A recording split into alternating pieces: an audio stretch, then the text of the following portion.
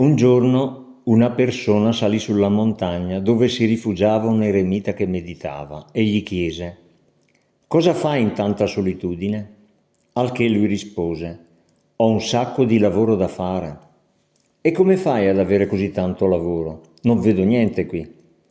«Devo allenare 2 falchi e 2 aquile, tranquillizzare 2 conigli, disciplinare un serpente, motivare un asino e domare un leone».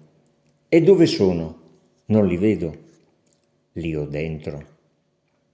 «I falchi si lanciano su tutto quello che mi viene presentato, buono o cattivo.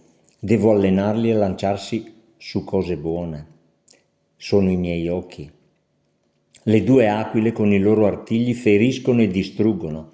Devo insegnar loro a non far del male. Sono le mie mani». «I conigli vogliono andare dove vogliono, scappano dall'affrontare situazioni difficili. Devo insegnar loro a stare tranquilli, anche se c'è sofferenza o ostacoli.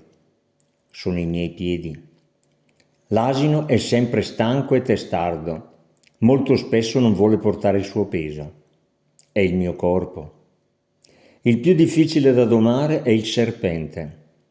Anche se è rinchiuso in una gabbia robusta, è sempre pronto a mordere e avvelenare chiunque sia vicino. Devo disciplinarlo. È la mia lingua». «Ho anche un leone. Oh, è fiero, vanitoso, crede di essere il re. Devo domarlo. È il mio ego. Come vedi, amico, ho molto lavoro da fare. E tu, a cosa stai lavorando?»